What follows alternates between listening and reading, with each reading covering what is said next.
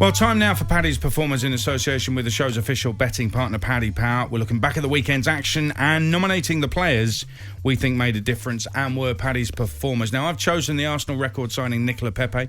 He has found some form in the last 3 games. It's 5 goals. The game before that was 0-0 against Villarreal. That's when they needed a goal, and he didn't get one. I'm a bit dubious. You can't argue with 5 goals in 3 games. You can't argue with his form. Some of the finishes have been superb. We've seen him on both feet as well. So, that's all well and good. But let's see it over the course of a season, because I am yet to be convinced. And let's remember, he's been there a couple of years. So he's had plenty of time to show this form. So I'm... based on the last 3 games, and there was a little bit of a sign of it before that as well, but based on the last 3 games, I'm not just going to suddenly say, this is the man, Nico Pepe, to lead Arsenal back to glory. I think everybody needs to just calm down a little bit. Mikel Arteta, I just want to say this about Arsenal. Mikel Arteta was saying, in the build-up to yesterday's win, he was saying that it's very difficult to balance Thursday games and Sunday, and I don't know why, but he was saying it's very difficult trying to get those 2 right, competing in both as well. Well, in next year, so it'll be all right. Well, exactly. But at the end of saying all of that and making a big point about how difficult it is, he said, but Arsenal have to be in Europe. Clearly, he didn't want to be in Europe. So now, if he is going to stay, Mikel Arteta, and this is his first full season, they finished 8th, and they're not in Europe, and they haven't won anything. So I'm puzzled as to what the plan is at Arsenal. But now he's not hampered by Europa League. He's got no other issues going on. So it's all about the Premier League. So if they finish 8th again... Yeah, on the Pepe one, right? Yep. Just on Arsenal, I've always said all along, he might have been worth 25-30 million.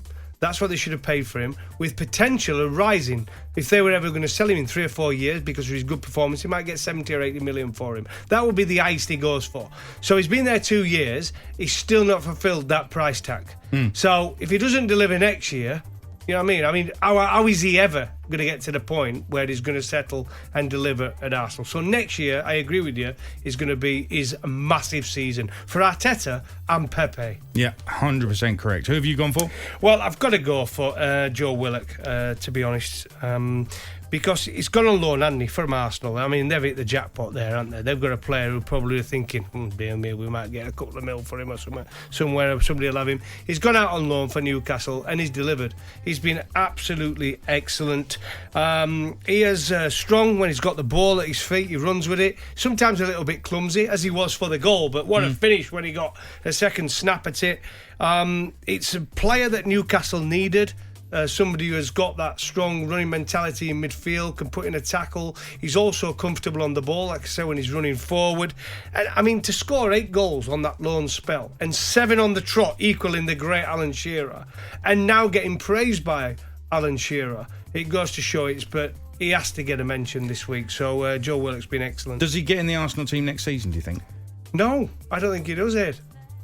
Honestly, I don't think he does. How do you work that out, though? I'm not disagreeing with you, but where does he play him? Well, right, Smith Rowe plays in there. You got Saka playing in there. You got Pepe playing there. Okay, right? with so Saka, where does he get? Arsenal needs a lot of signings. Are we agreed on that? Yeah. And we're wondering where they're going to get the money from. And I heard this on Darren Bent's Boot Room yesterday, if Man City, and we've said this on the show before, if Man City put in a bid for Saka, all of a sudden the money is there to rebuild the team, and Joe Willock comes back. Okay, but he's going to be thinking, right, if Odegaard, right, they might want him. I don't think they'll get him. He's gone back to Real Madrid. He'll probably play for him now, won't he? It'll be another, like his 3rd chance at Real Madrid. But if they don't sign anybody else and they think Willock can fill his boots, he's going to get plenty of game time. But realistically, do you think they might want to cash in and get a few quid for him?